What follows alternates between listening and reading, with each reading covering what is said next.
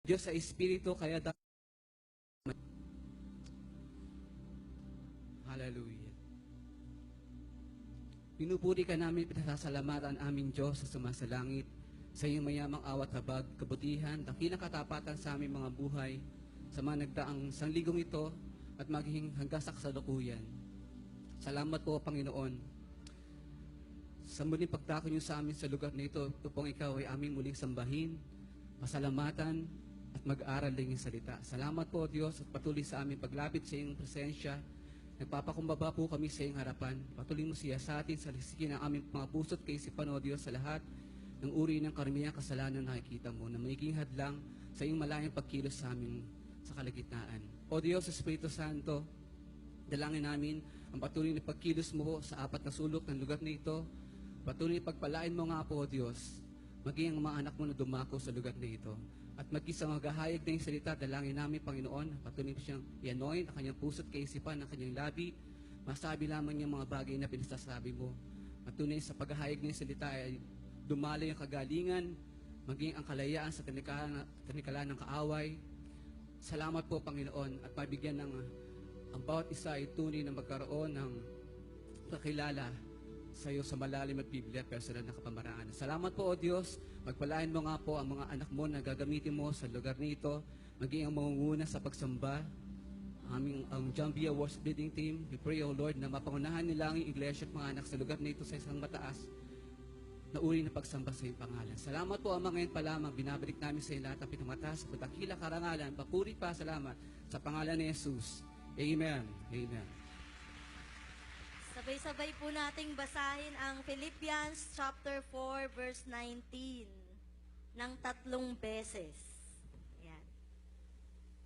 1, 2, 3. And my God will meet all your needs according to His glorious riches in Christ Jesus. Again.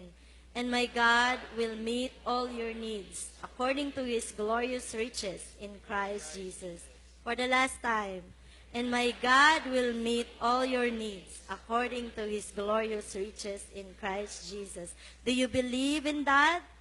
Amen. Let us exalt the name of the Lord by declaring that our God is our Jehovah Jireh. Praise God.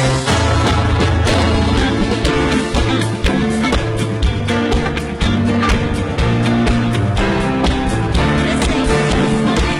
Jehovah Jireh. My provider, His grace is sufficient for me, for me. Jehovah Jireh, my provider, His grace is sufficient for me.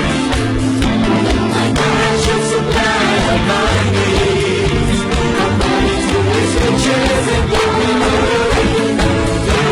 His angels charge over me. Jehovah Jireh cares for me, for me. Jehovah Jireh cares for me. Ngayon po, let us testify each other. Sabihin niyo po sa katabi niyo, God cares for you. God cares for you. Sa kabila po, God cares for you. God cares for you. Sa likod po, He cares for you. He cares for you. And Jehovah Jireh, My provider, His grace is sufficient for me, for me, for me. Jehovah Jireh, my provider, His grace is sufficient for me. God shall supply all my needs, according to His riches and glory. His angels charge over me. Jehovah Jireh cares for me, for me, for me. Jehovah Jireh cares for me. Jehovah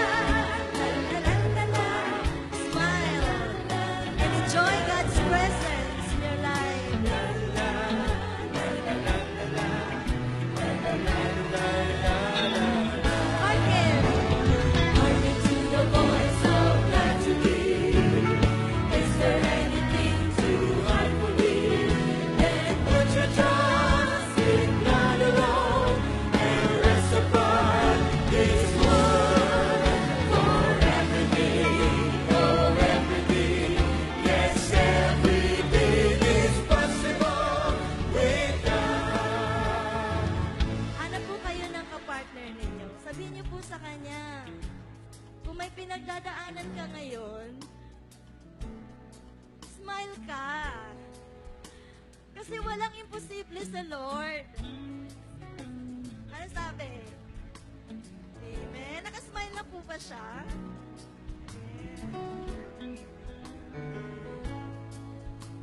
Palakpakan po natin ang Diyos. Wala po imposible sa Panginoon.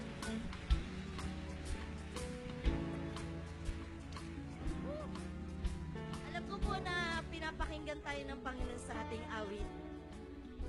And let us sing the song again.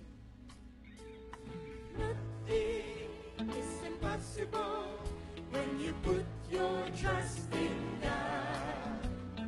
Nothing is impossible when you're trusting in His word.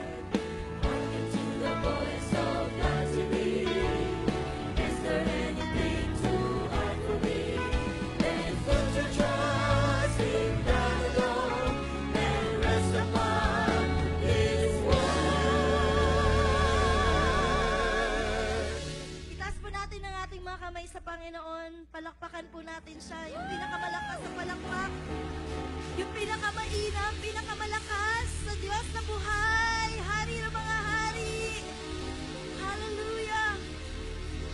Oh, everything. Oh, everything, yes, everything is possible.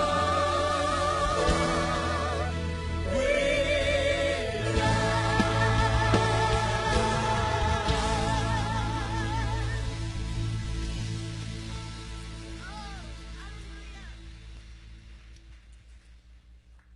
Alam niyo po, tayo po na namumuhay bilang kaisa kay Kristo at matapat na sumusunod sa Panginoon. Madalas po ay hindi tayo natatanggap ng lipunan dahil iba po ang prinsipyo natin. May naka-experience po ba ng ganun? Kasi iba po ang prinsipyo ng Diyos na pinaglilingkuran natin sa prinsipyo ng mga tao na nakakasalamuhan natin sa labas, hindi po ba? There will be godlessness in last days. That in the last days, there will come difficulty. For people will be lovers of self, lovers of money, 2 Timothy chapter 3 verse 1 to 2. However, if we consistently live, the word is consistently, no compromise. Consistently live by God's word and keep trusting Him, our God is more than enough in our lives. Enough na siya. He will surely supply all our needs according to the riches of glory in Christ Jesus. Philippians chapter 4 verse 19. And remember that God whom we love and worship is the most high God over all the earth. Psalm 83 verse 18. And during difficult times, the Most High God will surely save us. Sabihin niyo nga po sa katabi niya, He will save you. That you could read that in Isaiah chapter 12 verse 2. And finally, brothers and sisters, during testing of our faith to God, surely the Most High God will provide.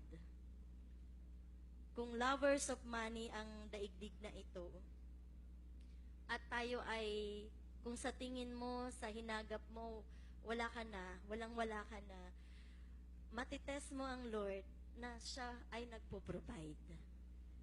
And because of that, He is more than enough for us. Amen po ba?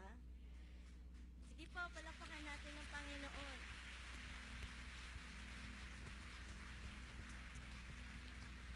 Kanina po na-share ko, kaninang umaga, kung ano po yung inalaw ng Lord, pinahiluntulutan ng Panginoon na ma-experience ko sa trabaho. Sino po dito yung mga nagtatrabaho? Ayan. Sino naman po dito yung nagbi-business? Ayan. Hindi po ba nagtatrabaho tayo para kumita po tayo, para sa living, daily living natin, to sustain us. maipag-aral ang mga anak, at mabayaran ng mga anumang klaseng utang. Ngayon po, kung halimbawang tayo ay pamimiliin, alin ang pipiliin mo, titimbangin mo, anong ipaprioritize mo? Ang prinsipyo ng Diyos o ang prinsipyo mo para kumita ka ng pera?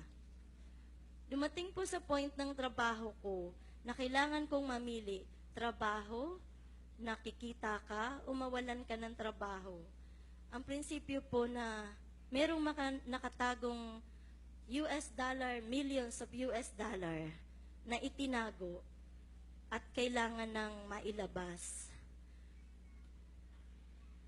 Sabi ko po sa boss ko, sabi ko, boss, hindi dapat natin to itinatago kasi hindi ito maganda. Sabi niya, huwag kang maingay kasi kapag ka maingay ka, mawawalan tayo ng trabaho pare-pareho. At ilang beses po yun, ilang beses. Umabot na ng 3 taon yun, lagi kami nag-argument ng ganun.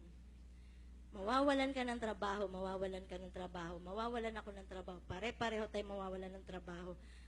Kung titimbangin po, ano ang pipiliin mo? Mawalan ng trabaho o ipaglaban mo ang prinsipyo ng Panginoon? Dumating po sa point na kailangan ko na pong i-reveal. Nakaka-stress po, maya't maya, hearing, interview, facts, and everything. Pero at the end po, totoo po ang sinabi ng boss ko, nawalan nga po talaga ako ng trabaho. At hindi po pala madaling mawalan ng trabaho. Kasi ang hirap po maghanap ng trabaho. Lalo na kung meron kang pinapaaral o pinapakain o may mga umaasa sa'yo. Pero alam niyo po ang Lord, nag-provide po siya. After 2 months, meron siyang binigay sa akin trabaho.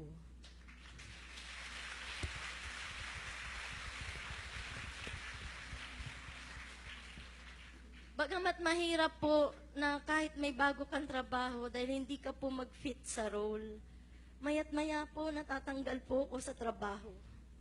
Ang hirap po talaga. Kasi hindi naman yun ang nakasanayan kong trabaho. Diba po?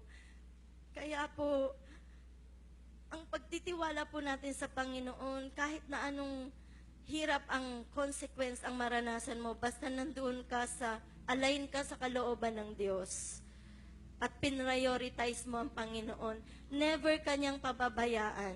Lagi siyang magpo-provide. Lagi siyang magpo-provide. Lagi siyang magpo-provide. Sino po dito ang treasure niya ay ang Panginoon? Hindi niya ipagpapalit ang Diyos. Itaas po ang kamay. My treasure, my treasure, my priority. Who can compare to you? Great is the measure of your royalty, O morning star. You truly are everything. This is the prayer of your heart. He is everything for you. Everything, everything. Lord, you are everything to me. Everything, everything. Lord, you are everything to me. He's your treasure, my treasure, my priority. Who can compare to you? Great is the measure of your royalty, O morning star. You truly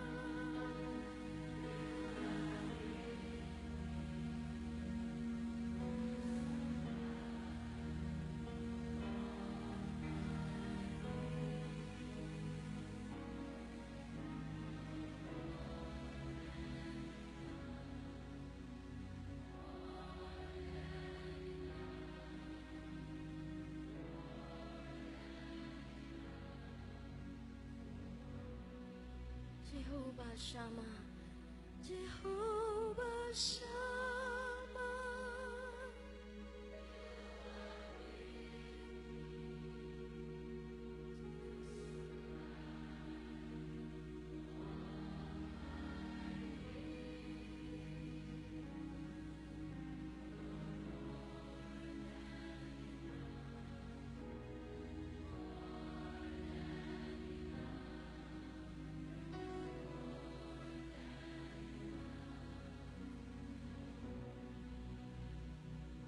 Jehovah Shammah, you are with me to supply all my needs.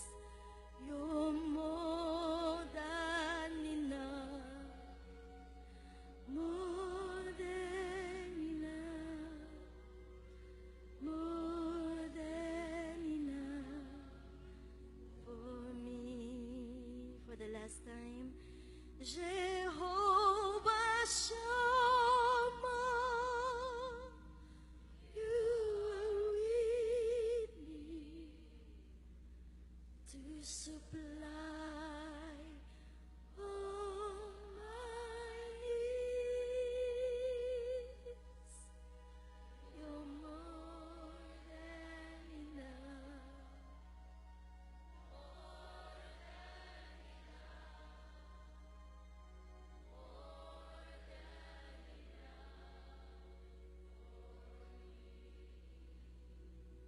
You're more than enough, Lord. You're more than enough. More than enough. More than enough for me. You're more than enough. More than enough. More than enough. More than enough for me.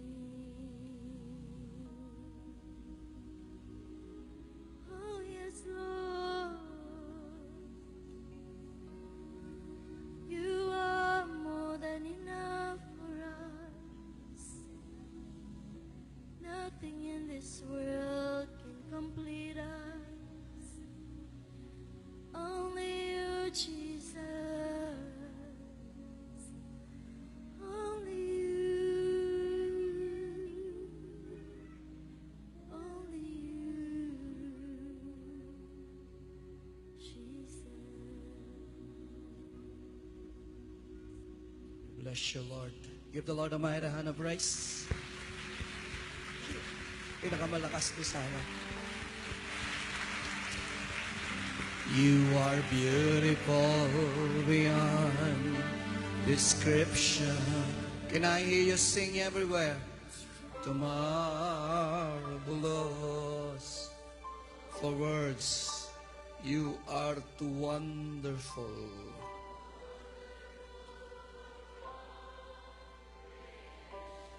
Like nothing ever seen or heard.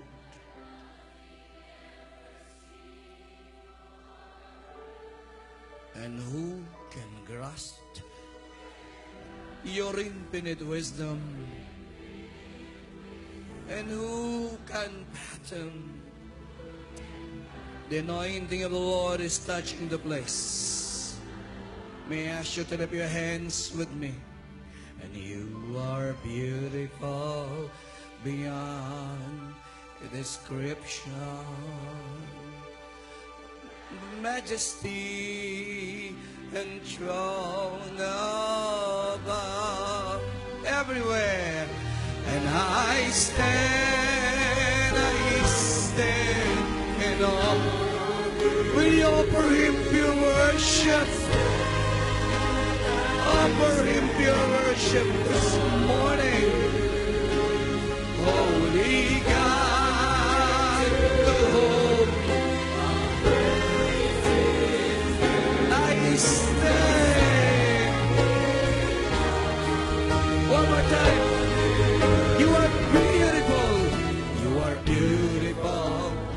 beyond description. You're doing good. Too marvelous for words. You are too wonderful.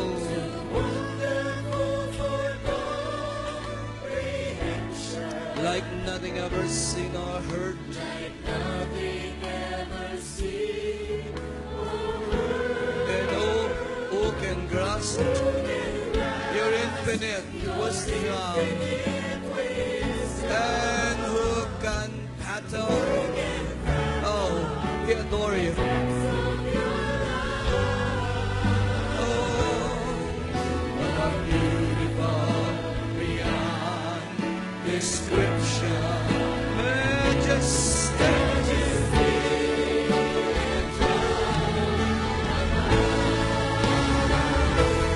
And I stand, worship Him now.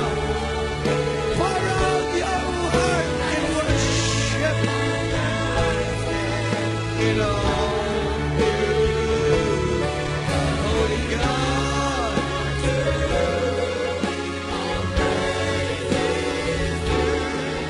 I stand in awe of you and we worship you.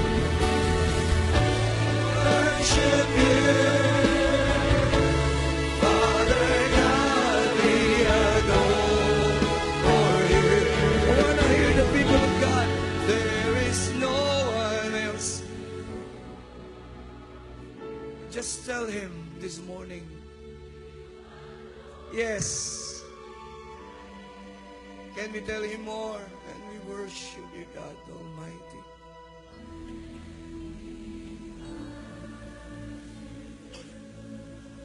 Joining Heaven's house. Crying holy.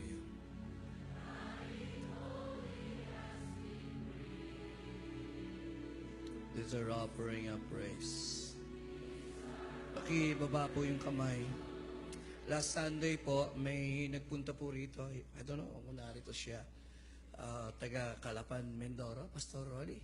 Kasi napanood niya yung kapatid natin na nabulag at nakakita. Iba naman yung kwento niya.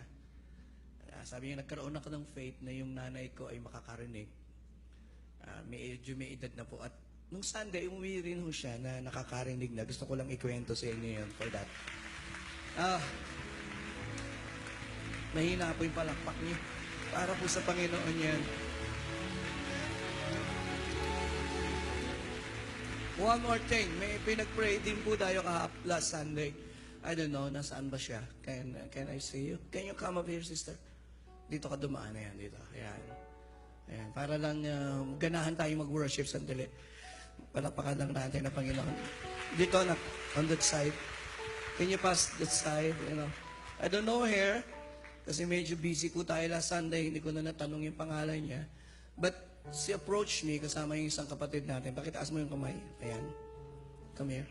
And ang problema niya, anong problema mo last Sunday? Meron pong andun sa ears ko na tinnitus. Okay. So, kumusta ka na ngayon? Are you healed? Are you doing good? Nag-less po yung sounds niya dun sa ears. Tapos nag-cleared po yung naririnig ko. Clear. Okay. Let's pray.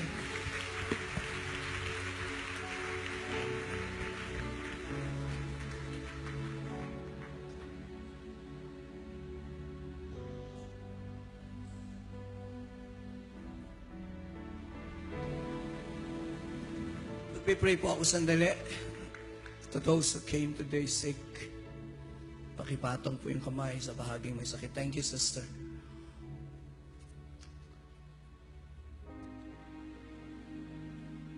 You deserve the glory and the honor. Lord, we lift our hands in worship as we lift your holy name. You deserve the glory and the honor. Lord, we lift our hands in worship. Bring it, Marlon. For you are great.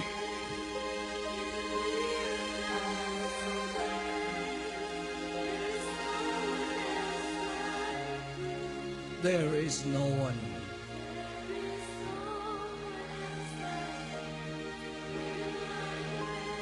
Lord, I pray that you release healing to the people who came today. Remove sickness and diseases among your people. Release mo po ang himala ng kagalingan.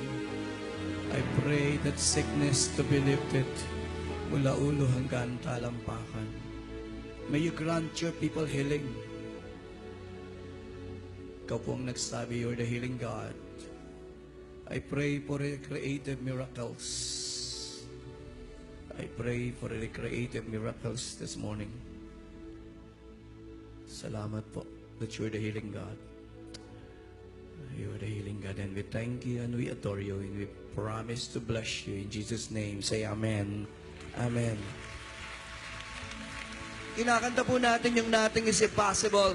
Can we just sing this song bago tayo maupo? One more time, Marlon. Pakikamayan yung katabi.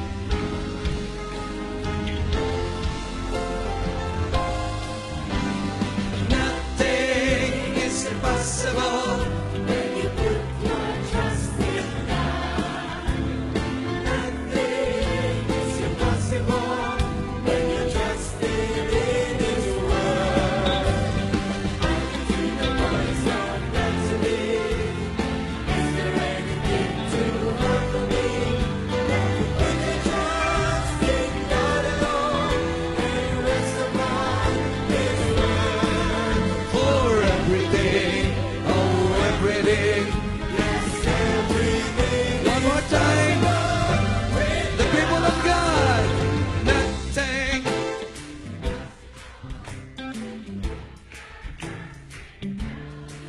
This is our faith, Lord. This is our confession. Sabay-sabay nga po.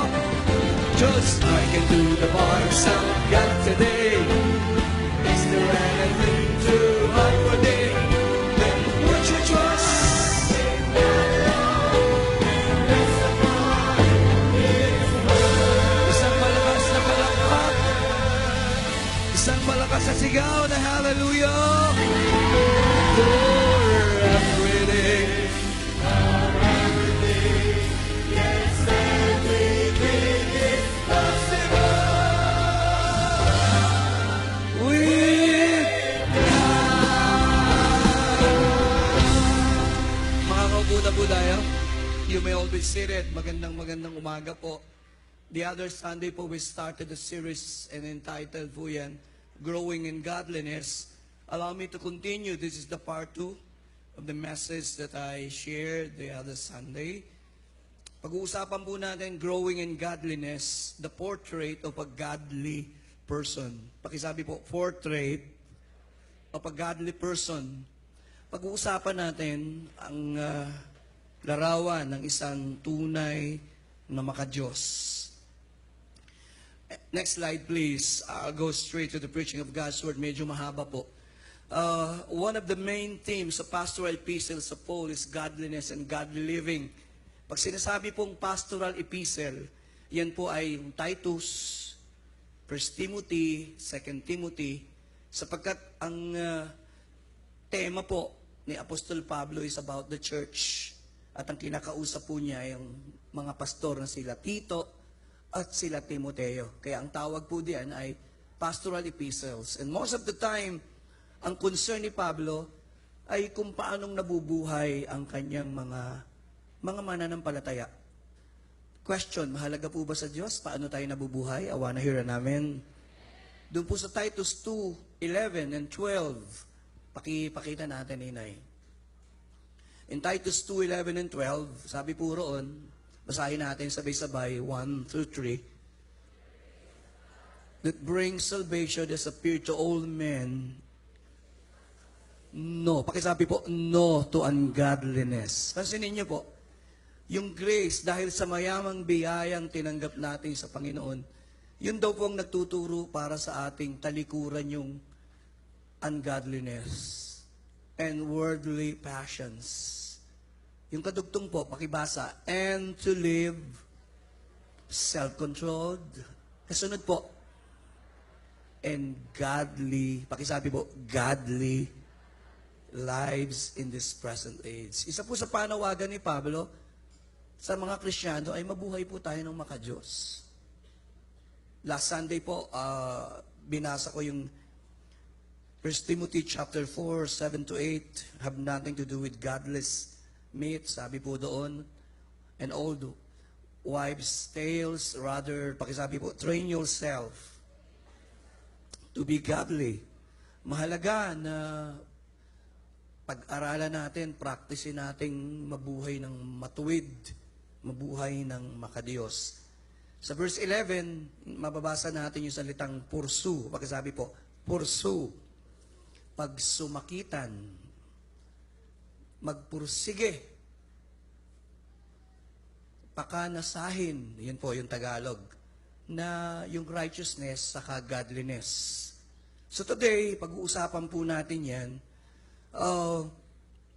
kung matatandaan nyo, sabi ko, we need to understand what godliness is not and what godliness is.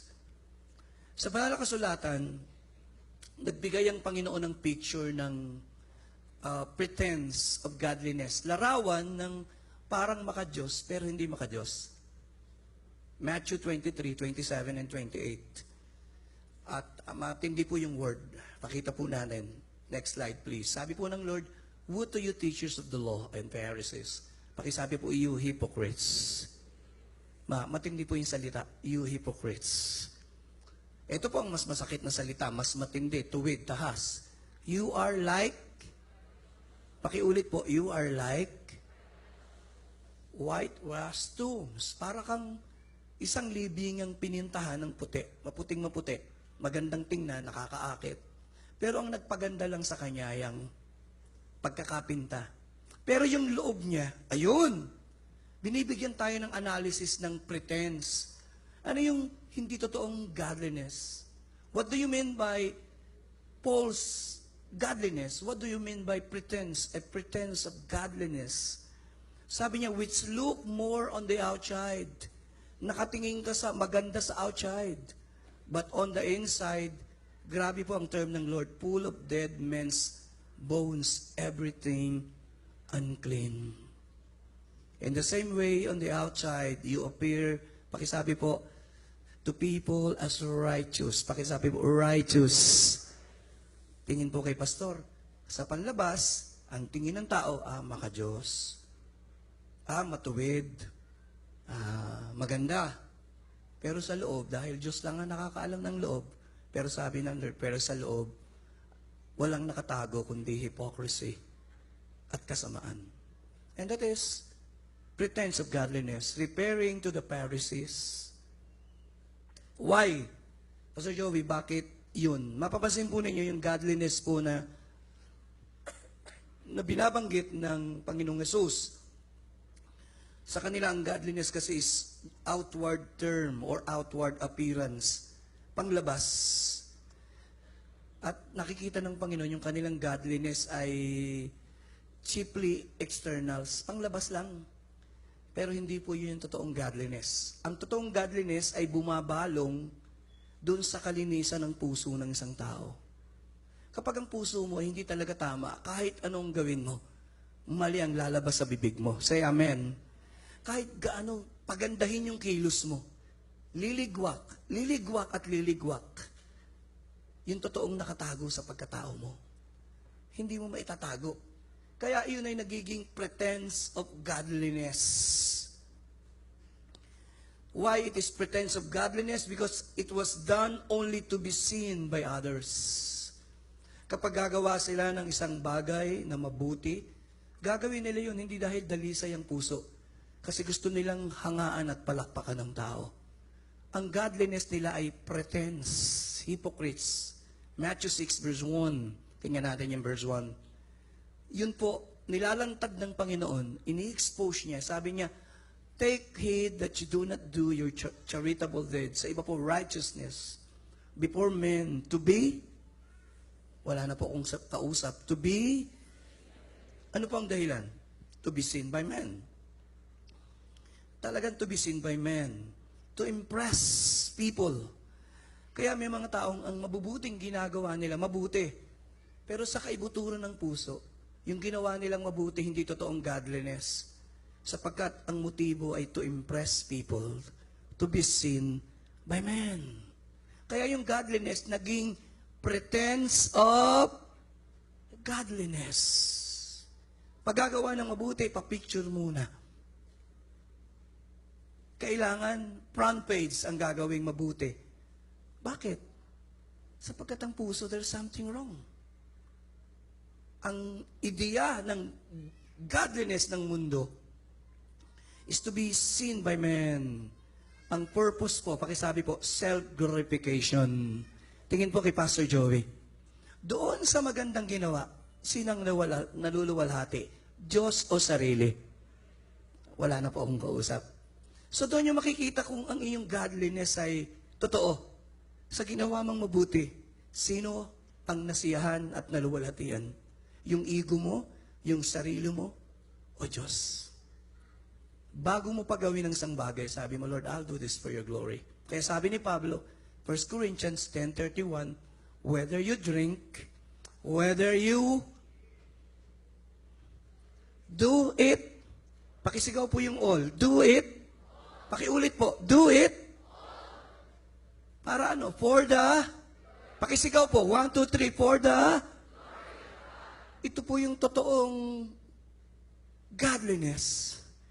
You do things to glorify God. So, most likely, nakikita na natin, okay. Ang godliness po is more pretense kapag ka more on the externals. Gusto nating impress ang tao. Ang layunin natin, itaas ang sarili, kaya nagiging religious chip. Ito po ay isang malaking panglilinlang, religious cheat. Tingnan natin yung 28, Ninay. Matthew 23:28. Bakit isang malaking panlilinlang ang godliness? Ito po, in the same way, on the outside, you appear, wala na po akong kausap, you appear to people as, ang tingin ng tao, you're righteous. Pero sabi ng Diyos, but on the inside,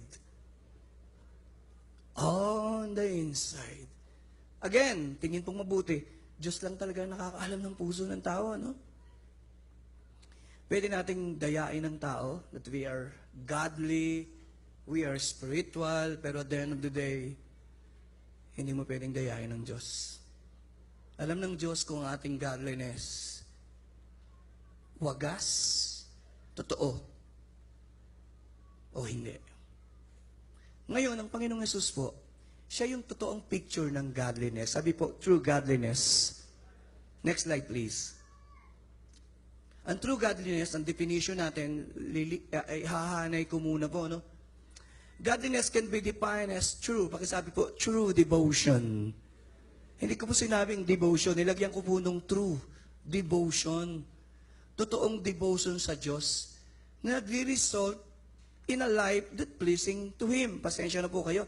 Inuulit ko yung definition kasi importanteng alam natin yung godliness at tamang definition eh.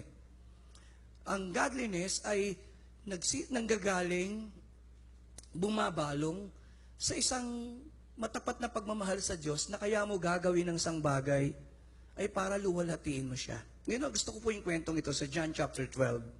Napaka-devoted ni Mary. John chapter 12. Binasag niya yung mamahaling pabango. Do you remember the story? Napakadalisay ng kanyang pagmamahal sa Panginoon. Pakita natin. Verses 1 to 3. So binasag niya po, no? Verse 2. At nung basagin niya, ang mahal-mahal pa naman nun,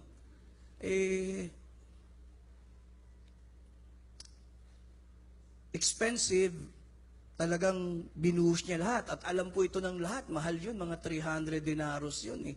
Isang taong kita ng isang tao.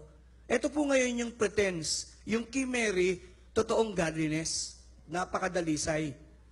Pero ito po yung pretense. Verse 4. May isang nandoon, ang pangalan ay Judas. Na sabi ng writer, magbibitray kay Jesus, in-expose niya yung kanyang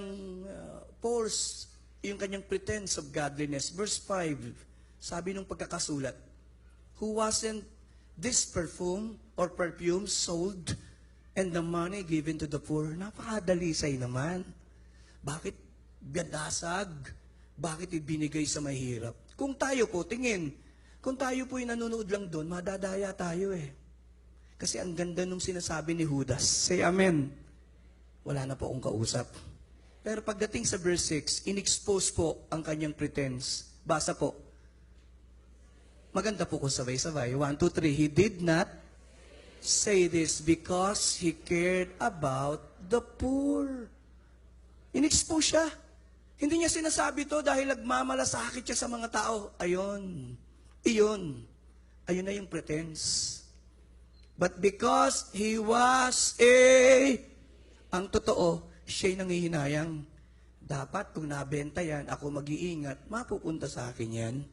So nakikita po ba natin yung false pretense saka yung totoong godliness? So when we talk about true godliness, tatlo po yung nakapaloob. Balikan natin yung definition. Basta totoong godliness, ang result po niyan, gusto mong i-please ang Diyos. Say amen. Yun po yung pinaka-importante. Please, look at me. You check your motive. Why I'll do this? Am I going to do this because I want to please God? Kayo lang po makakasagot nun. Yun po yung resulta ng totoong godliness. You do things to please God, first and foremost. So, ang mga tao pong mayroong totoong godliness, ang kanila pong sinisik is the approval of God. Pakisabi po, approval of God. Ang mga tao pong may totoong godliness, devoted. Pakisabi po, devoted to His will. And last, ang mga taong may godliness, they desire to please God. Now, next slide. Simulan na po natin pag-aaral. Alam na natin, what are the character traits that distinguish a godly person? Ano ba ang mga larawan ng godly person? Ito po yon. So, mabilis lang po ito. Magbibigay po ako ng 77. Maiksi lang. Hindi ho, 10 lang. Hindi po. Mabilis lang. Ito po yung mga godly character traits that we should display para tayo yung masabing godly. Mabilis po ito. Number 1, the portrait of a godly person. Number 1, a godly person, sabay-sabay po, walks in the... Yan po ang larawan. Pag sinabing godly survival, siya yung lumalakad ng may pagkatakot sa Diyos. Sa aklat ng Deuteronomy 10 verse 12, ang unang requirement ng Diyos sa mga Israelita, and now Israel, what does the Lord your God require of you? Pakisabi po, but to fear the Lord your... Pastor Joey, medyo yung salitang fear of God, medyo nakakatakot yan sa marami. Pero ang fear of God po, paano mo i-display? Halimbawa si Abraham, paano niya dinisplay ang pagkatakot sa Diyos? Ang pagkatakot sa Diyos ay ipinakikita mo kapag kaya mong mag-submit sa kalooban ng Diyos. Excuse me po. Ipinakikita po natin, Genesis 22 verse 12. Pakita lang natin sandali yung verse.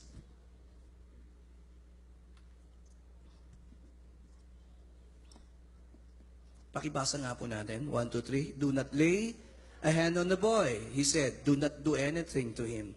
Now I know that you see? Paano po ipinakita ni Abraham ang pagkatakot sa Diyos? Ang pagkatakot sa Diyos, pinakikita po natin sa ating willing submission sa Diyos. Kaya yung mga taong may takot sa Diyos, they willingly submit to God.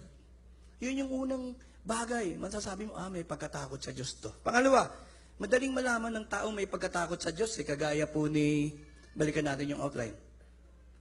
Kagaya po ni Joseph. Si Joseph po, Genesis 42 verse 18, 38 na lang, 39, 9, and 10. Makikita po natin ang isang taong may pagkatakot sa Diyos. Idinidisplay po niya, sensitive po siya na masaktan niya ang Diyos. Nung tinutokso siya ni Mrs. Potiphar, sabi niya, how can I do this wicked thing? Ang isang tao pong, please look at me, ang isang taong may pagkatakot sa Diyos, sensitive siya sa mararamdaman ng Diyos. Sasabihin niya, Masasaktan ng Diyos dito. He's very sensitive. At yun po si Joseph. Sabi niya, I cannot do this evil in the eyes of God. Ang isang tao pong may pagkatakot sa Diyos, masyado niyang pinapahalagahan yung mararamdaman ng Diyos sa bagay na ginagawa niya o gagawin niya. Si Job chapter 1 verse 8, paano niya ipinakikita yung pagkatakot niya sa Diyos? Sabi po ng Panginoon doon, Job chapter 1 verse 8, have you considered my servant Job? There are no one on earth like him. He's blameless and upright. Kayo po, 1, 2, 3, a man who... Paano mo ipinakikita ang pagkatakot mo sa Diyos? Lumalayo ka sa masama. Nehemiah chapter 5 verse 15. Paano mo pinakikita ang pagkatakot sa Diyos? Hindi ka nagtitake advantage sa posisyon na meron ka. Hindi ka nagtitake advantage sa mahihina. Yun po ang may pagkatakot sa Diyos. May kakayanan ng kang mag-api, may kakayanan kang gumawa ng isang bagay para i-promote ang sarili mo. You don't do. Because you fear God. Ganyan po yung mga taong may takot sa Diyos. Pastor Joey naman, tingin po kay Pastor, Old Testament po yan. Sabi nung isang estudyante ko, Pastor Joey, hindi po ba ang fear of God sa Old Testament lang nababasa yan? Sabi ko, why not read Acts 9:31? Sa bagong tipan, ang mga Kristiyano, they walk in the fear of the Lord. Pakibasa po natin. 1, 2, 3. Sabay-sabay. Pakiulit po. 1, 2, 3.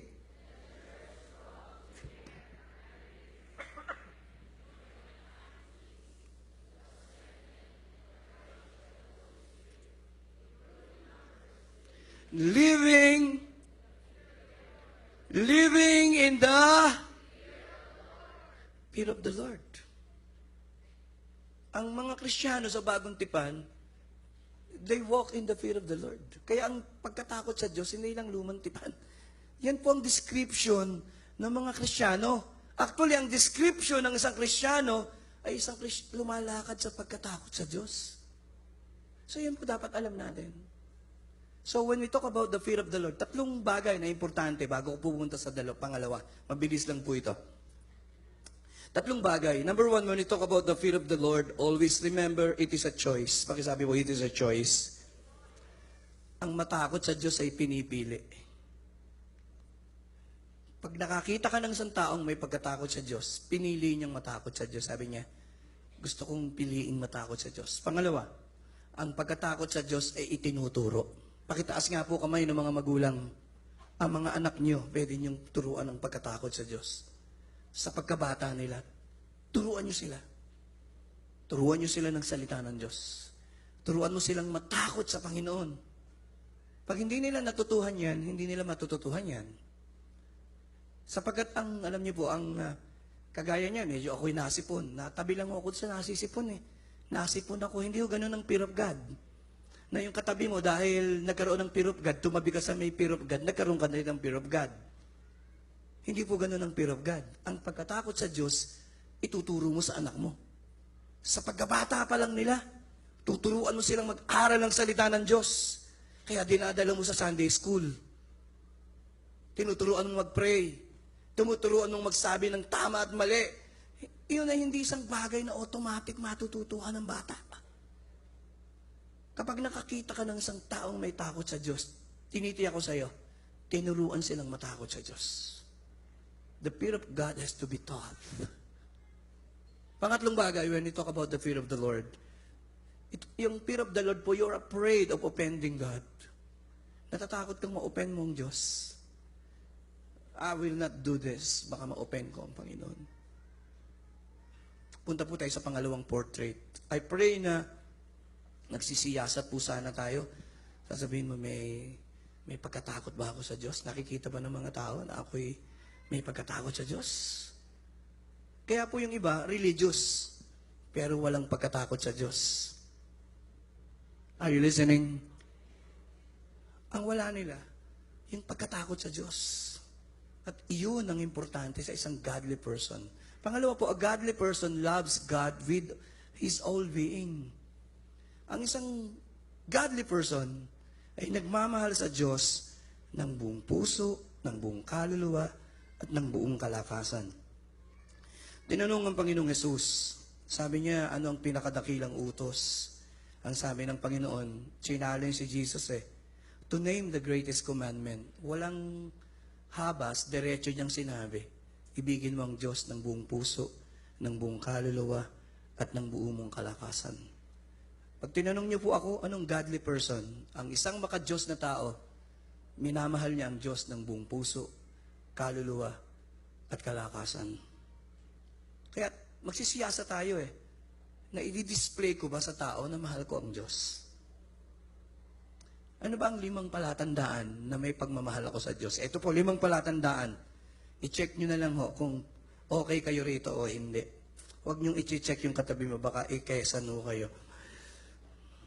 Ano pong mga palatandaan na may mahal natin ng Diyos? Number 1, wala pong palatandaan, kundi in John 14:15. In John 14:15, diretsong sinabi ni Jesus sa mga alagad, if you love me, you will obey what? Ano po ang sukatan na mahal mo ang Diyos? Sinusunod mo ang Diyos. Madalas, sinasabi natin mahal natin ang Diyos. Pero, hindi natin mahal ang Diyos kung ang ating buhay ay taliwas sa Kanyang salita at inuutos. Sabi ng Panginoon sa I think it's Luke chapter 6, 4-6, sabi ng Lord, why you call me Lord, Lord, and do not do what I say? Sabi niya, tinatawag mo akong Panginoon, Panginoon, hindi mo lang ginagawa yung sinasabi ko. Verse 47. Ito hindi natin binabasa, pero maganda yung 47. Pakibasa po. 1, 2, 3. What is like who comes to me and hears my words and put them? We put them into practice. Sabi ng Matthew 7:21, paborito ni Brother Edding i-quote, not who call me Lord, Lord will enter heaven. Matthew 7:21, anak. Not who call me Lord, Lord will enter heaven. Only who do the will of my Father. Matthew 7:21. Who do the will of my Father who sent me. Anong ebidensya na may pagmamahal tayo sa Diyos? We obey. Pangalawa, anong ebidensya na may pagmamahal ka sa Diyos? There is an increasing, pakibalikan yung 5 anak, nasa pangalawa pa lang tayo, delight to worship God. Kayo po ba kagalakan yung sambahin ng Diyos ngayong umaga? Sabi nung natutulog, Amen. Tuloy mo na lang yung tulog mo. 3, an increasing desire to spend time with God. Alam niyo yung mga taong mahal na mahal mo, you spend time with them. If you really love God, you spend time with God. Say Amen. Pang-4, basa po, ebidensya, mahal natin ng Diyos, an increasing desire to, sabi ng Lord, huwag kang magkaroon ng ibang Diyos maliban sa akin. You serve Him alone, God. Last, evidence na mahal natin ng Diyos, increasing desire to please God. Kaya, meron ba ako nun? Punta po tayo sa 4. Mabilis lang po ito. Number 3, portrait of a godly person hungers and thirsts after God. Pagkasabi po, hungers and thirsts after God. Tatawagin ko si Marlon. Kasi po, pag tinanong niyo ako, ano ang isa sa mga ebidensya na ikaw ay maka-Diyos, meron kang craving, meron kang malalim na paghahanap sa Diyos at nauuhaw ka sa Diyos. Sino po rito ang nauuhaw sa Diyos ngayong umaga? Pakitaas ang kamay. Yan ho yung mga godly. Pakibaba yung kamay. Ang mga godly people, like the psalmist, as the deer panted for the waters. Sandali po, tingin kay Pastor Joey. Wala po akong nakitang maka-Diyos na hindi nauuhaw sa Diyos. Ang mga maka-Diyos, may hunger sila to worship God. You alone are my heart's desire and alone. At hindi sila basta nauuhaw sa Diyos. Ang kanilang kauhawan sa Diyos, pakisabi pa, authentic. Totoo. Ang mga Pariseo, again, hindi authentic ang pagsamba sa Diyos. Matthew 15 verse 8. Sabi ng Lord, these people, they worship me with their lips, but their heart are far from me. You see? Laging may authentic. Ang mga totoong nauuhaw sa Diyos, ang mga totoong nagmamahal sa Diyos, totoong nauuhaw sa Diyos. Authentic. Kagalakan nila ang gawin ng kalooban ng Diyos. Psalms 40 verse 8, sabi po ng salita ng Diyos, I delight to do your will, O God. Ito po yung godly people. Tuloy na nga po natin yung awit.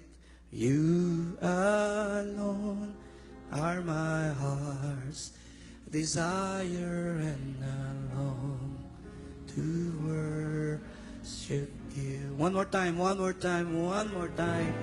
Kayo po. Study.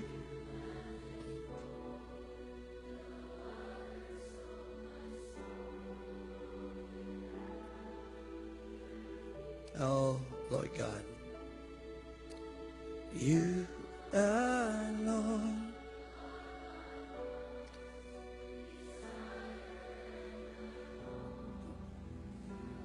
Balikan po natin yung outline ng sandali. Tingnan niyo po yung mga verses na nilagay ko. Sabi ni David, a godly man, my flesh longs for you in a dry and a thirsty land where there is no water. And normally, you cannot keep yourself from talking about what you care about the most. Ang isang taong totoong nauuhaw sa isang bagay, lagi mong sinasabi yon. Ganon din tayo. Kung totoong nauuhaw tayo sa Diyos, nakikita ko po yung mga taong may hunger sa Diyos. You always hear them sing, they hum the song, and makikita niyo yung sarili mo. Ganun po tayo. Next slide, please. Psalms 84, how lovely is your tabernacle, O Lord. My soul longs, yes, pains for the courts of the Lord. My heart and my flesh cry out. Pakisabi po, cry out for the living God. Ano po ang mga godly people na uuhaw sa Diyos? And I believe with all of my heart, ang mga kaharap ko po ngayong umaga ay mga godly people dahil alam kong meron kayong hunger and thirst for God. Hindi ho kayo makapalakpak, mukhang nagkamali ako.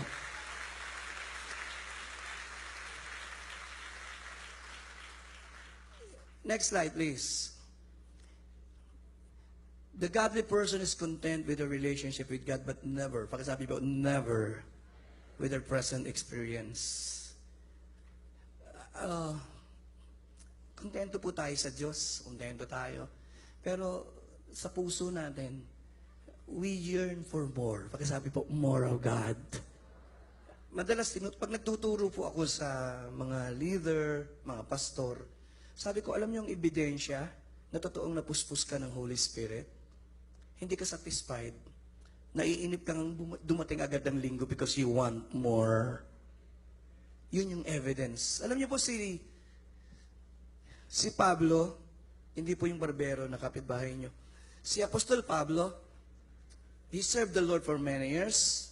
Siya po I consider him the greatest apostle.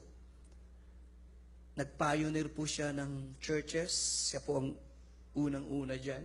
Ang daming sinulat sa epistles sa New Testament. Pero si Pablo po, nung matanda na at malapit ng mamatay, ang desire pa rin niya, I want to know Christ. I want to know you more.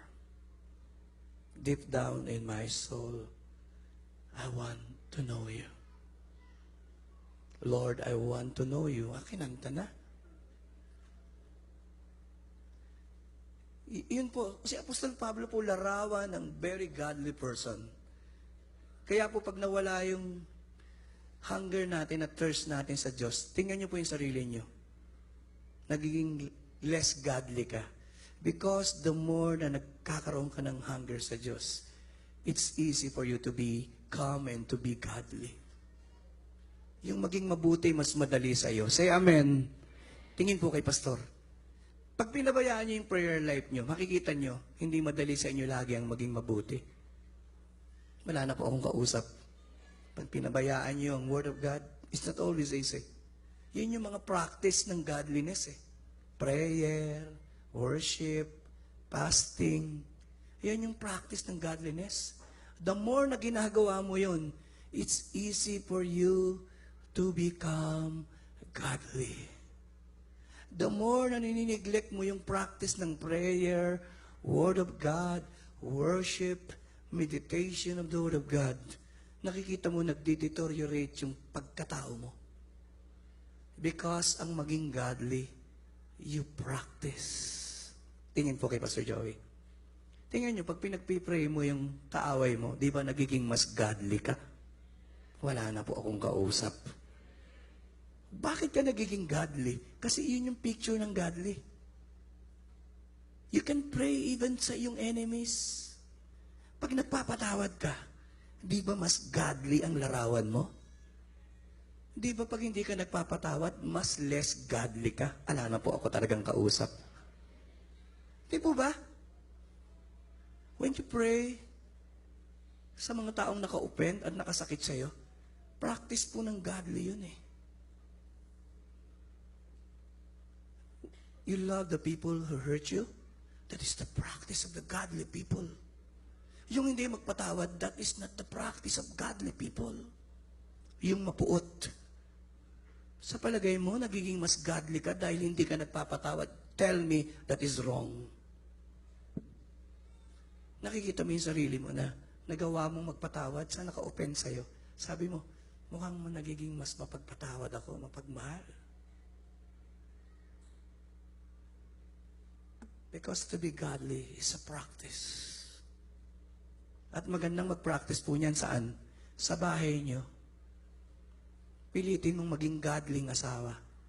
Pag naiinis ka na sa asawa mo, sabi mo, I'll be godly. The best place to practice, tingin po kay Pastor, the best place to practice godliness ay sa bahay mo. Tingin po, ang dapat unang makakita ng iyong godliness ay ang asawa mo. Mga magulang mo. Maraming kabataan, nauso po yung active sa church eh. Lahat na bibless sa kanila sa church kasi ang bait-bait sa church.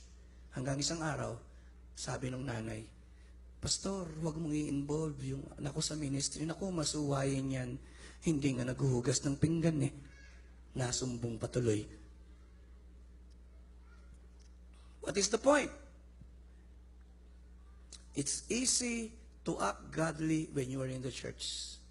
But the practice of godliness, simulan mong maging makadiyos sa loob ng bahay mo. Paano mo tratuhin yung asawa mo? Paano mo tratuhin? How you treat your children? How you treat your neighbors? Paano mo tratuhin yung mga tauhan mo? Tingin po kay Pastor Joey.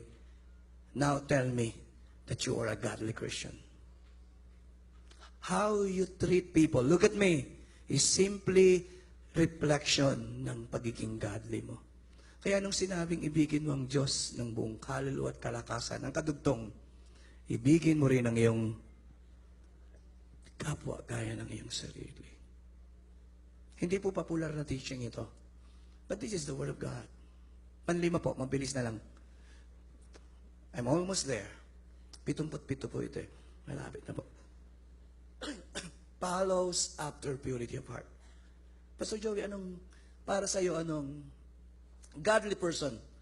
Ang best description ng godly person para po sa akin, nauuhaw ka na magkaroon ng pusong malinis.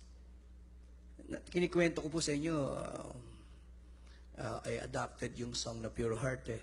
A pure heart, Marlon, that's what I long for. Dekada 80 pa po yan eh. Nung unang narinig ko yun, sabi ko, gusto ko yung song. So, kinabisa ko. Eh kasi doon po ako nagpapastor sa probinsya. Pag kinakanta yung Pure Heart, maganda sa English, yung matatanda, syempre, Pure Heart, the song. So, nag-iisip na ako ng word na pure. Sabi ko, ano ba magandang Tagalog dito? Purong puso. Hindi maganda dating, parang suka eh. Sa pombong ko pa naman ituturo. Baka sukang pombong ang arrive. So I'm looking for the right, yung ma-adapt, yung lapat. Dalisay. Sabi ko, yan, wagas. Pusong dalisay, ang aking Tingnan niyo po, kung hindi ka godly, hindi ito ang prayer mo. Only the godly people will sing this song. will pray this song. Sasabihin niyo, Lord, gusto ko pong ilikha mo ako ng pusong malinis. Ano yung dalisay? Balikan yung outline. From the word kataros, ang ibig sabihin ay without blemish, walang bahid. Pinakasimple po, tested by sunlight. Sino po rito nakapagpa-x-ray na? At natuwa kayo nung sinabi ng doktor, all clear na clear po, no lungs at all, Mrs. Wala pong iintindihin. No lungs at all. Clear eh. But the point is, yun po yun eh. Lagos-lagusan. Kahit itapat mo, kahit busisiin mo. Ang kanyang puso malinis. But when we talk about pure, in the right context, we're talking about the motives of the heart. Pag tama ang motibo, tama po ang aksyon. Pansinin niyo po ako. Basta nagkamali ang motibo niyo, mali na ho yung gagawin niyo. Anything na gagawin niyo, nagiging mali. Bakit? Mali yung motibo mo eh. Magbibigay ka, mali ang puso mo. Iba ang motibo mo. But when we talk about pure heart, we're talking about having the right heart. When you talk about the purity of the heart, sinasabi natin, isang pusong tapat na sa'yo'y nagmamahal.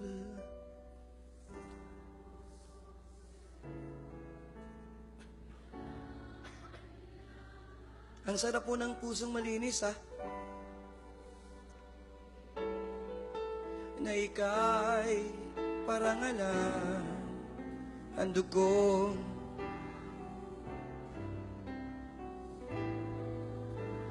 Sa mundong ito na ang daming gustong maghasik ng putik sa atin, tingin po kay Pastor, 1 Samuel 12 verse 5, anong protection mo?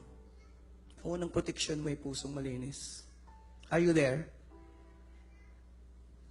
Alam niyo po, nung pipili sila ng bagong hari, nireject nila si Samuel, and God in effect. Bago siya pumili, sabi niya sa mga tao, witness against me now, this day, have you found anything in my hand? Tingin po kay Pastor, sabi niya, kayo lahat na narito. Masarap po yun. Ako kay Pastor, ang dami kong pinagpastoran na churches. Kaya kong tumuyo at sabihin kung sino sa inyo ang inutangan ko kahit minsan. Sino sa inyo ang inagrabyado ko kahit minsan. Sino ang sa inyong kinuhanan ko kahit isang manok, isang itlog, or anything. At sasabihin nyo sa akin, nagsamantala ako sa iyo. Yun po ang masarap sa pusong malinis. Nakikinig po ba kayo? Kaya mong tumingin mata sa mata. Face to face. Nothing to hide. Nothing to be afraid. Yun ang blessing ng pure heart. Ang isang taong walang pure heart, lagi ka nag-aalala. Nako, baka mag-audit. May kausap po ba tayo? Nako, baka malaman yung tinatago kong kasalanan. Nako, baka ma-expose ako.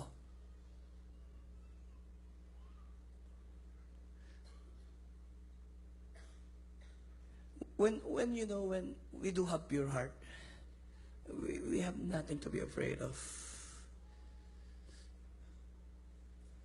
At ang mga godly person, natutulog sila ng mahimbing dahil may pure heart sila. Malinis ang kanilang konsensya. Tama sila sa harap ng Diyos. Tama sila sa harap ng tao. Palapakan nga po natin ang Panginoon. Malakas nga pong palakpak. A heart that hides your words everywhere, so that sin. I love you, Father. I love you, Jesus. I love you, Holy Spirit. That pleases you, my Lord, as we aroma of worship. Dry. I think you're doing good. Can you lift your hands and make this the prayer of your heart? A heart that hides your word. Tell Him, bigyan niyo kami ng malinis na puso. Itama niyo ang aming puso.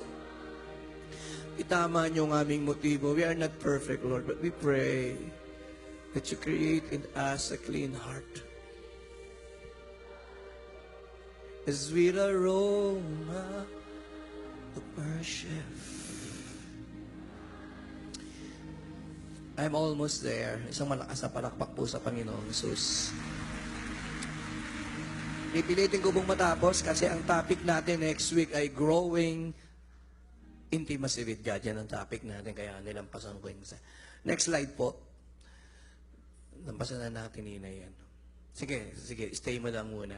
Kasi in Proverbs 4:23, kaya sabi po roon, above all else, guard your heart.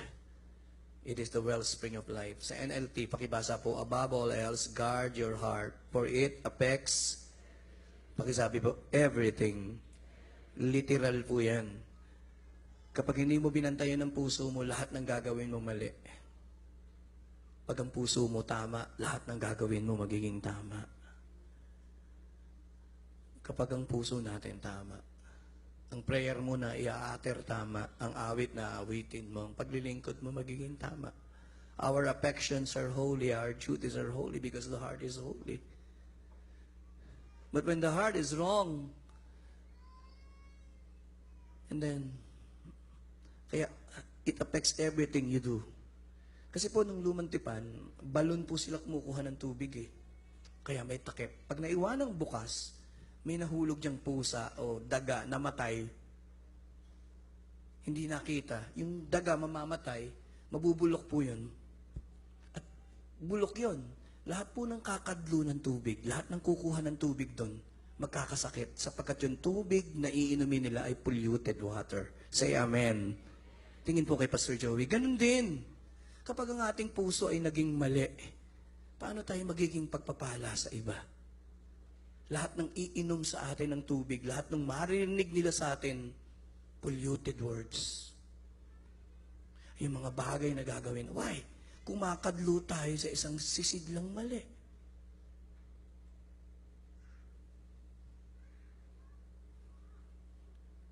But when the heart is right, pure, and I pray, ito po ay makapenetrate deep inside ng pagkatao natin. It sanctifies everything we do. At ang Diyos lang po ang pwedeng mag-create ng malinis na puso. Say amen. Palapakan po natin siya. Psalms 51 verse 10. Create in me a clean heart, O God. 6, 7, 8, 9, and 10. And I close. A godly person walks humbly with God. Baka sabi po, walks humbly with God. Micah 6 verse 8, sabi po, and what does the Lord require of you? To act justly, to love mercy. Pakisabi po sa katabi mo, walk humbly with your God. Mapagpakumbaba ka ba sa harap ng Diyos? 5 palatandaan, hindi tayo mapagpakumbaba. 1, pinagyayabang natin yung ating talino, yung ating ganda, yung ating yaman. We are proud. There's nothing wrong. Pag mayabang mo yung anak mo, okay yun. Ibang pagyayabang yun. Pero yung pag nagyayabang ka na mas maganda ka, mas matalino ka, mas mayaman ka. Yan po ay Lucifer's spirit. Ezekiel 28 verse 5. Ang pagbagsak ni Lucifer, pumasok yung spirit of pride. Ezekiel 28 verse 5. Sabi po, but your great skill in trading, you have increased your wealth. And because of your wealth, pakisabi po, because of your wealth, ano po ang nangyari? Your heart. You see? Dahil yumaman, sumikat, naging proud. Verse 17, kuhanin natin 17. Kasi masyado kang maganda. Tingnan mo yung katabi mo, mas maganda ka. Hindi, sabihin mo sa kanya, mas maganda ka sa akin. Kasi mas mapagpakumbaba ka na ngayon eh. Your heart became proud on account of your beauty. You see? Pwede po tayong maging proud eh. Pakisabi po, high opinion. Nagiging proud tayo, mataas yung ating opinion. Masyado yung pagpapahalaga mo sa sarili. Romans 12 verse 3. Kaya sabi ni Pablo sa mga taga-Roma, sabi niya, huwag mong pahalagahan yung sarili mo ng higit. Do not think of yourself more highly. Pagkasabi po, more highly than you ought. Wala pong masama na magaling, mahusay. Pero huwag mong isipin na ikaw lagi ang pinakamagaling. Pinapasok po tayo ng pride. Pakisabi po, despise others. Madaling malaman, pag proud na tayo, dinidespise natin yung iba. Yung gawa ng iba. Yung ginagawa nila because we're proud. Luke 18 verse 9 and 10. Dinispise po nung mayabang na Pariseo yung publikano. Sabi po, to some who were confident of their own righteousness and look down. Makasabi po, look down on everybody else. Kaya, ang example ng Panginoon, 2 men went up to the temple to pray, one a Pharisee and the other a tax collector. Next verse, ang sabi nung Pariseo, the Pharisee stood up and prayed about himself. I thank God that I am not like the other men, robbers, evildoers, adulterers, and pinuput down niya yung iba eh. Yun po yung attitude ng proud. At tinataas yung sarili, I fast twice a week and give. Yun yung spirit natin minsan eh, maling spirit eh. And we herald our own good. Yun din ang ginawa niya. Sabi niya, hindi naman ako gaya ng iba niya. Ako nga, nagpa-fasting ako lagi. And last but not the least, when we take glory due to God, that is evidence na we are not walking heavily with God. Pang-anim, a godly person treasures the Word of God. Pinahahalagahan niyo ba yung salita ng Diyos? Say amen. When I read the Bible, I was surprised na halos lahat ng godly men, lovers of God's Word. Si Job, bakit siya godly? Binanggit ko. Sabi niya, I have treasured the words of his mouth more than my daily bread. Kaya pala godly itong si Job. Mahal na mahal niya ang salita ng Diyos. Si David, Psalms 119, kabisado natin yung 11. Sabi doon, thy word I will hid in my heart that I may not sin against thee. That is the verse, Psalms 119 verse 11. Ayan po. Pero tingin po kay Pastor, dadagdag ko lang po ito. In the same chapter, I hope may time po kayong guhitan yung Bible niyo. Kung wala, yung kilay na lang ang guhitan. Psalms 119, verse 14, laging binabanggit yung word na delight. Tingin natin yung delight. Sabi po riyan, kuhanin natin yung King James. Dito, rejoices eh. Sa ibang translation, delight. Ayan, rejoices din pala rito. Okay, how about King James Version? Ayun. I delight. Ayun. Referring to the Word of God. Verse 16, again, inulit na naman niya, I delight. Dito, I rest. Verse 24, nakalagay po, I delight. Paulit-ulit sinasabi pala ni Pablo na, I delight. My delight is the Word of God. Ni David, I'm sorry. Ang mga godly people, kagalakan nilang magbulay ng salita ng Diyos. Tingnan niyo po kayo. Walang natutulog sa inyo. Kagalakan niyong makinig. Pera lang dun sa dalawa. Kidding aside, nagbibiro lang po ako. Ang mga godly people, kagalakan nilang makinig ng salita ng Diyos. Alam ko po kaya kayo narito una eh. Para sambahin ng Diyos at marinig ang kanyang kapahayagan. Say amen. Yun yung gusto natin eh. Doon tayo lumalakas eh. Kaya, Psalm chapter 1, verse 2. Sabi doon, they delight in the law of the Lord, and in the law of the Lord they meditate day and night. Ang godly people, kagalakan nilang magbulay ng salita ng Diyos. Basa po, 1, 2, 3. But His delight, pakiulit po, His delight is in the law of the Lord. Ang kagalakan nila ay magbulay ng salita ng Diyos. Yan ang mga godly people. Pag Word of God, kagalakan nilang pakinggan ng salita ng Diyos. Tinitreasure nila yan. Kaya si Jesus sabi niya, man shall not live by. Ang galing nyo naman. Pakituloy nyo na, but? Ayaw niyong ituloy. Pakita mo na ninay nang maituloy nila. Matthew 4 verse 4. Man shall not live by bread alone, but every word that proceeded out of the mouth of God. Ang mga godly people ay kagalakan nilang bulayin ng salita ng Diyos araw-araw. At kayo po yun. Say amen. Pakisabi sa katabi mo, ikaw yun. Godly people, they treasure the Word of God. Ini-immerse mo yung sarili mo sa salita ng Diyos. Nag-i-spend ka ng time na bulayin. Yun yung mga godly people eh. Doon ka nababago. they live by it. Kagalakan mong bulayan ang salita ng Diyos. Pag sasabihin mo, Lord, kausapin mo po ako sa iyong salita. Panginoon, ilagay mo ang iyong salita sa aking puso at sa puso ko ang iyong salita. Lord, give me unusual hunger for the Word of God. Yun yung godly. Pang-ilan na po? Mukhang hindi nyo natatandaan. Ulitin ho natin sa number 1 hanggang dulo. Hindi. Susunod na ho, gabi, tanghali na eh. A godly person follows after faithfulness. Mahalaga po sa Diyos ang faithfulness. Ang mga godly people, faithful. Nakakita na ba kayo ng godly na hindi faithful? Lahat ng godly people, faithful. Kahapon ho, kinasal yung aking isang anak.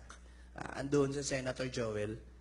Sabi niya, Kuya, kaya ako narito kasi babantayan kita kasi baka tumutol ka eh. Binibiro niya ho ako. But pag ako po yung nagkakasal, lagi ko sinasabi sa mga nagsisipag-asawa that faithfulness is not optional. When we talk about being faithful, it is not optional. Kapag nag-asawa ka, expected na magiging faithful ka. Say amen. Expected po yun. Given yun eh. Bahagi yun sa contract. That you'll be faithful. Lagi ko sinasabi sa mag-asawa, ni sa hinagap. Anong hinagap, pastor? Ni sa likod ng isip ng asawa mo. Ni sa panaginip. Hindi niya maisip na magiging unfaithful ka. Ni hindi sasagi sa isip niya na, faithful ba yung asawa ko? Pag pinag-usapan yung faithfulness, lahat ng godly, faithful. Say amen. You're faithful. Pinipilit mo maging faithful.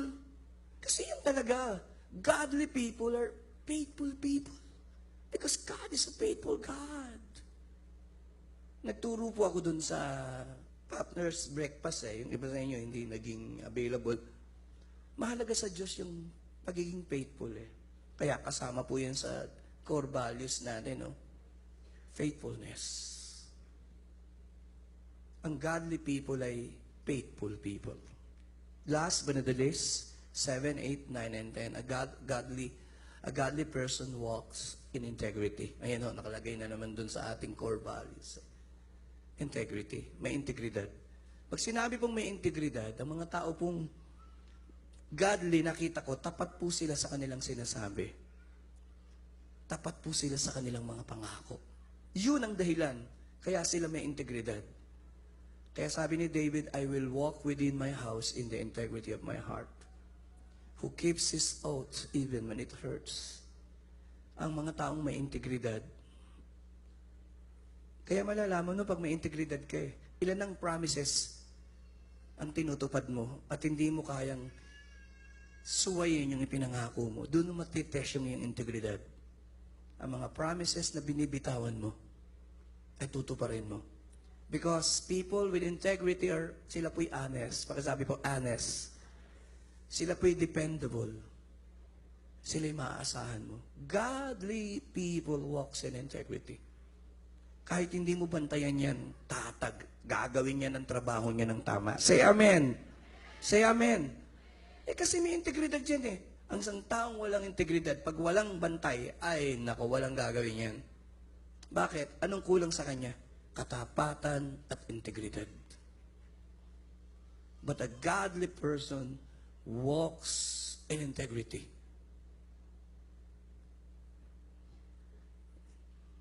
Kasi godly. Pag hindi yan godly, kahit bantayan mo yan, hindi niyang gagawin ng tama. Last but not the least, a godly person strives to be like our Lord Jesus Christ. Oh, Pastor. Si Pablo po, maging kinuquote ni Brother Eddie, imitate me as I imitate Christ. Ang hirap naman palang maging godly. Pero yun po talaga ang godliness eh. Ang ating aspiration ay makita sa ang Panginoong Hesus sa atin. Pakisabi po, Christ-like. Tingin po kay Pastor. Tingnan mo yung katabi mo, nababanaag mo na ba si Jesus dyan? Sabi niya, malabo pa, Pastor. Pero at least, madidevelop pa yan. Minsan, kidding aside, alam po ninyo, 1 John 2 verse 6. Minsan, gusto nating pababawin yung pagiging Kristiyano eh. Pero ang totoo, ang maging Kristiyano po ay maging Christ-like. Yun po ang totoo. Basa po, 1, 2, 3. Whoever claims to live with Him, lakasan po, 1, 2, 3, mas,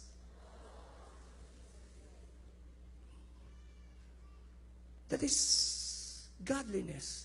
Magiging godly kapag ka pinilit mong mabuhay at lumakad. Of course, hindi sa lakas natin, sa biyaya ng Diyos, na maging Christ-like. Yun po yung sinasabi ko kanina.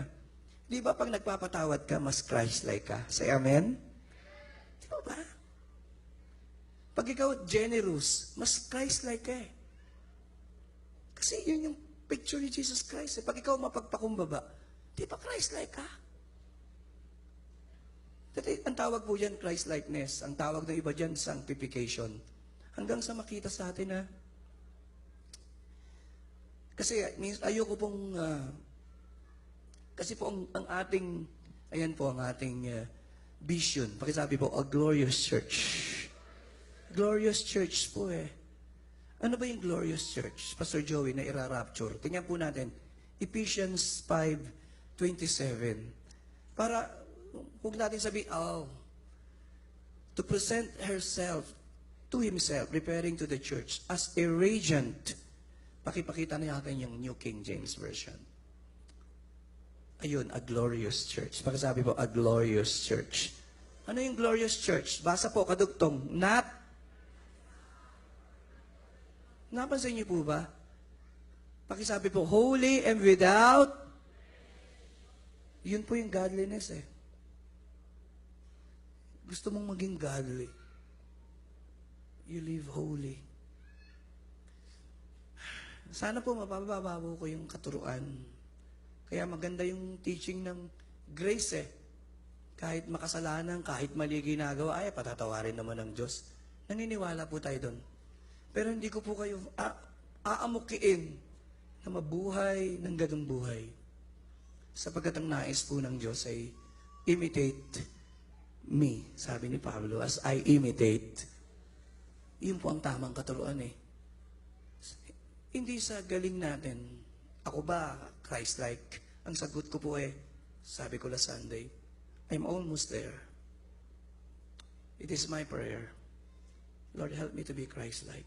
Tingin po kay Pastor, hindi po tayo laging Christ-like. Tama po ba yon? Say amen. May mga pagkakataon, nakapagsasalita ka, hindi Christ-like. You act not in a Christ-like manner, but deep inside, ang longing mo ay maging maka-Diyos at maging Christ-like. Yun po ang importante. Say amen. Malakas na palakpak po. As I close, sana po may iba akong pwedeng ituro. Pwede ko kayong mapasaya. Pero hindi po yun ang layunin ko, kaya ako nagtuturo. Ang tinuturo ko po lang sa inyo kung ano yung revelation ng Holy Spirit sa puso ko, kung ano pong kailangan ng church na ito. I just listen to the Spirit of God and I ask, Lord, will you give me the message that you want me to share for the congregation? Marami po akong pwedeng ituro. Tingin po kayong mabuti, I close. Na gusto ko lang. Pero ang gusto ko pong ituro, yung alam kong gusto ng Lord para sa inyo. That will minister sa inyo. Na magtatama ng inyong buhay. And one day, hindi nyo ako sisisihin at sasabihin yung hindi kami tinuruan ni Pastor Joey to be godly. Tinuruan lang kaming pumalakpak eh. Sumigaw. But our pastor, hindi siya nagmamalasakit sa amin.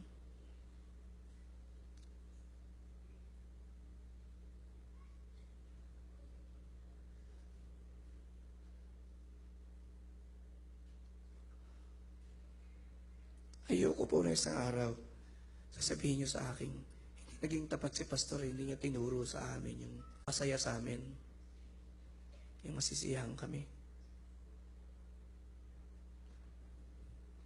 But I believe it is my obligation as a pastor. Hindi ko po kailangan mag-apologize. I believe ang dream ni Brother Eddie ay isang church, ipipresent glorious church. Say amen. Palapakan niya po natin ang Panginoon. Paanong magiging glorious church kung hindi ko kayo tuturuan maging godly? I wanna hear an amen. I pray that one day, when we are in heaven, sasabihin niyo, Pastor Joey, thank you. Salamat na tinuruan mo kami paano maging godly, paano maging makachos. As I close, sabi ko, ang totoong godly, ang result, your desire is to please God. Sabi po, to please God. Yan po yung desire ng godly. Desires to please God. Why? This is the distinguishing character of Christ. Si Jesus Christ, overwhelming.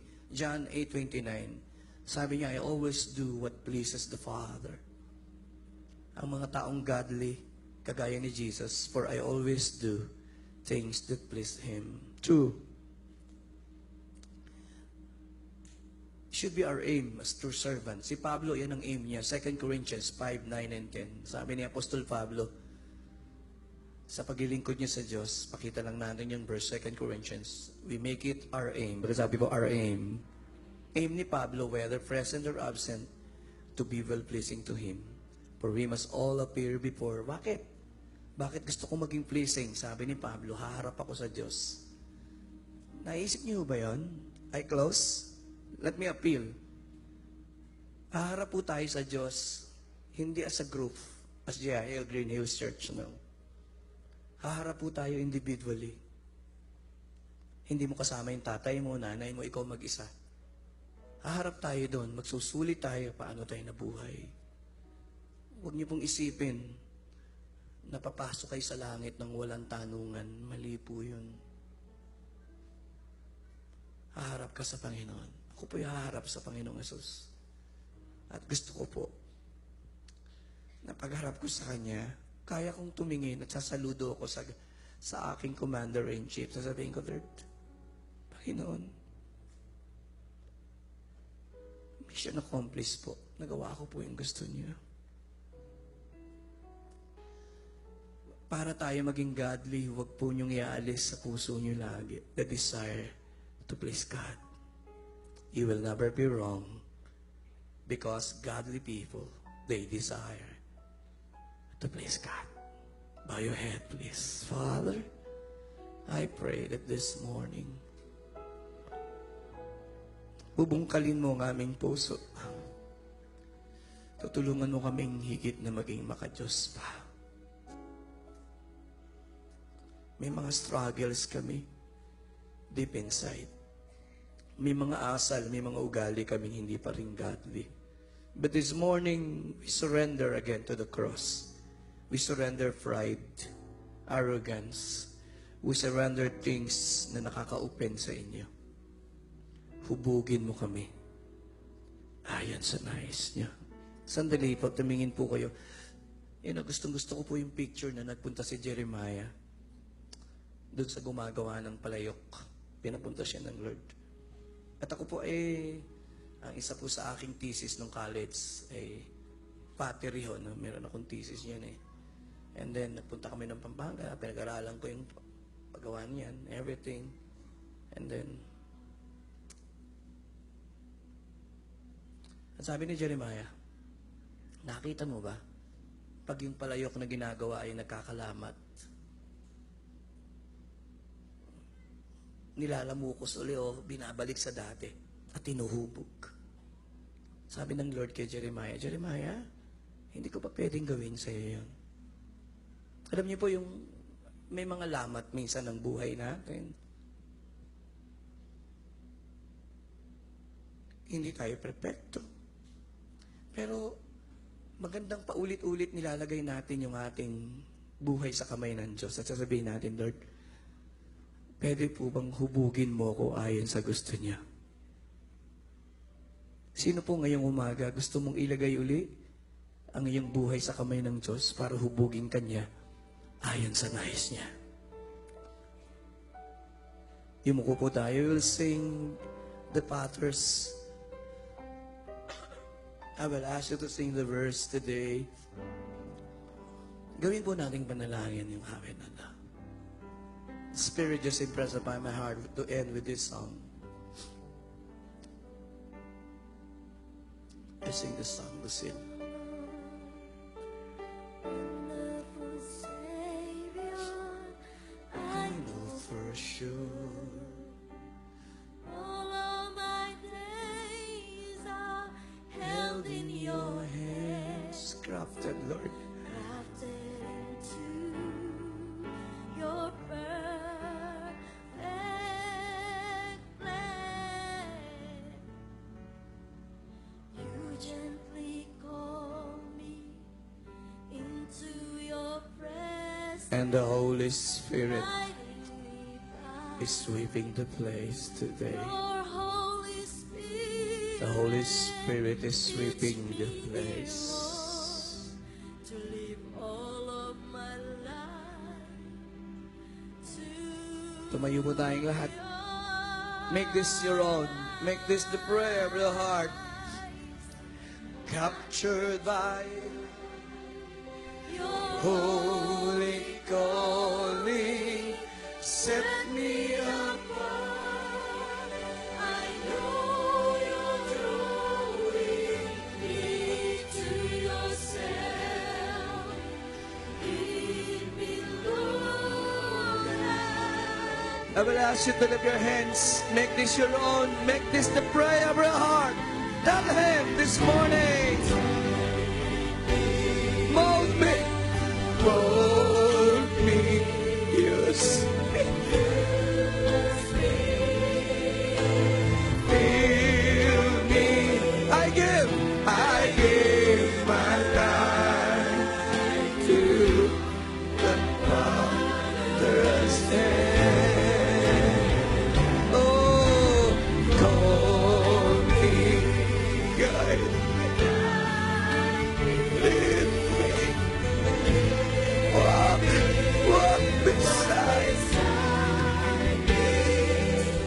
I give my life to the Father's hand. One more time, everywhere. Take me, tell him more. Mold me, Lord Jesus.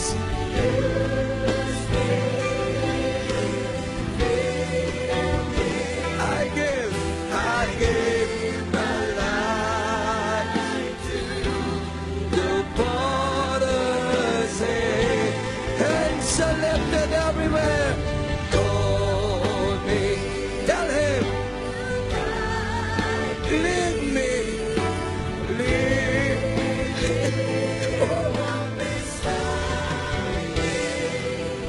I give my life to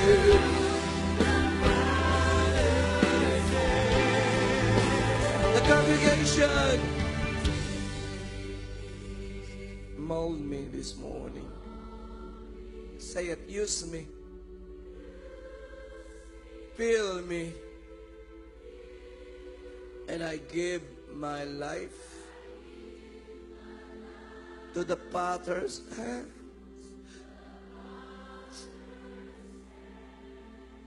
Call me and guide me. Will you guide me? Lead me. Walk beside me. I give to the Father's hand. Hands are lifted everywhere. Just above the whisper, we tell him, let us take me, hold me, use me, Lord. Fill me. Bring it, Marlon, I give my life to the Father's hand.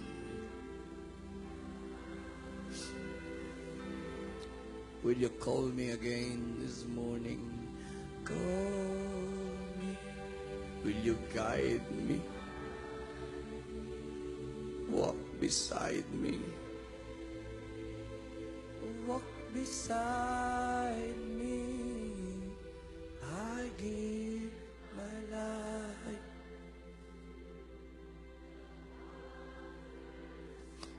Ibaba niyo po ang kamay niyo.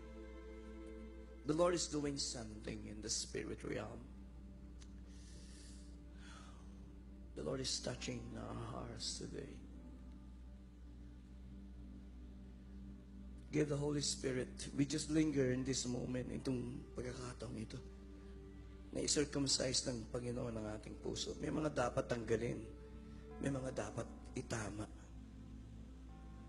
Bow your head, please, and talk to Him. Panginoon, may mga dapat kayong itama. Tanggalin sa aming puso, and we give you the freedom. Remove it, Lord. Baguhin mo kami.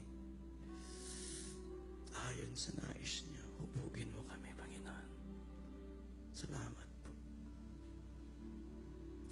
Cleanse us by the blood shed at Calvary, Lord Jesus.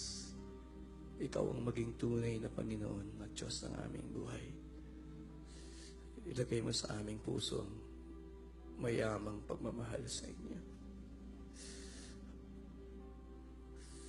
Pagkatakot, help us to walk in integrity and faithfulness.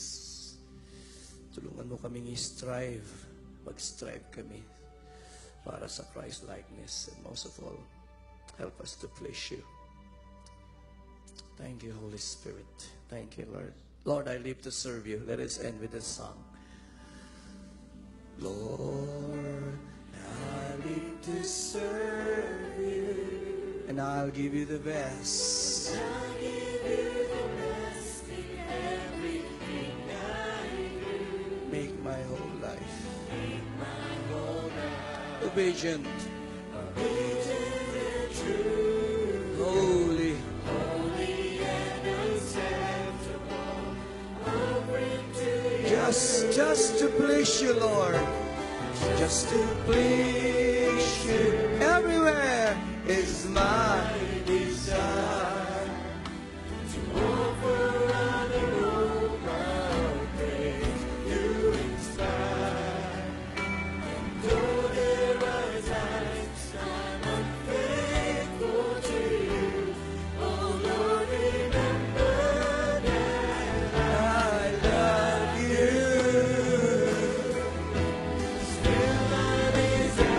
Just for the last time, Lord, I live, Lord, I live. Lord, I live to serve you. Can I hear the congregation sing? And I'll give you the best in it. Keep playing, Marlon. Just make my whole life holy and acceptable. Thank you, Holy Ghost. Will you tell him more? Just to please. Napakatamis po niyan. Ring it, Marlon. Louder.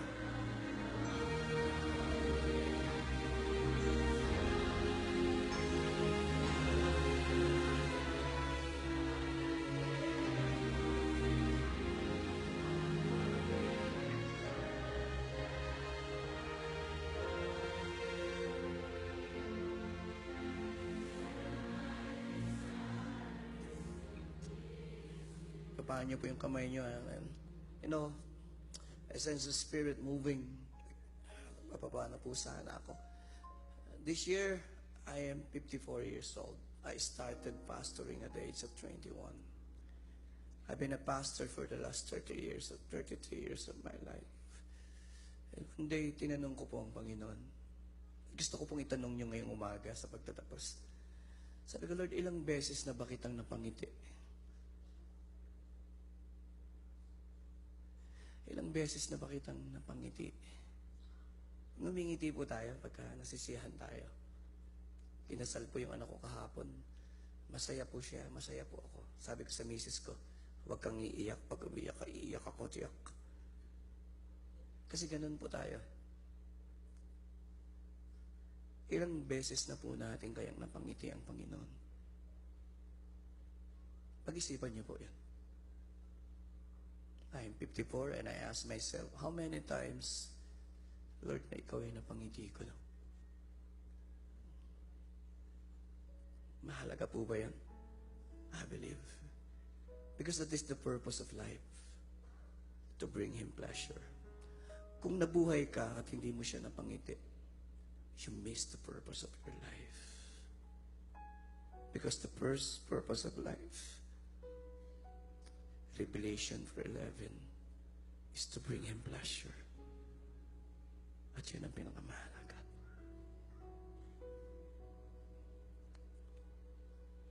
I pray that God, ang prayer ko po sa Lord, I pray na itong mensaheng ito, hindi isang mensaheng malalagay lang sa Facebook, kukuha na namin ng picture.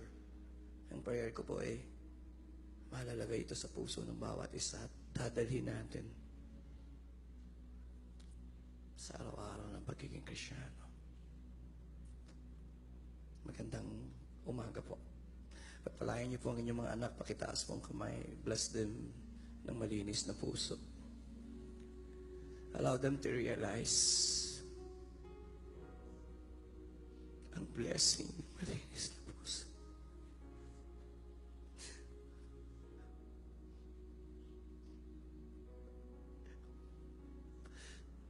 Oh Lord.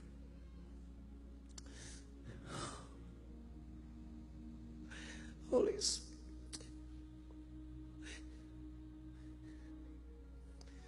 Plant this message deeply into their hearts. Ang inihiling ko po, help us to live godly. And in the end, help us to live a life that is pleasing to you. Bless them in the name of the Father, the Son, and the Holy Spirit. Everybody will say, Amen. Magandang tanghali po. I love you all. Just to please you is my desire, to offer honor all my praise. You inspire. Though there are times I'm unfaithful to you, oh Lord, remember that I love you. Still my desire is to please you. Bigyan ka ng lubos, ang nais ko. Sa iyong handog ang iaalay sa'yo. At kahit minsan nagkukulang sa'yo, pagmamahal mo'y di nagbabago. Kay malugod ang nais ko. Bigyan ka ng lubos, ang nais ko. Basta iyong handog ang iaalay sa'yo. At kahit minsan nagkukulang sa'yo, pagmamahal mo'y di nagbabago. Kay malugod ang nais ko. Ika'y malugod, ika'y malugod ang nais ko. Ika'y malugod, Panginoon, ang nais ko.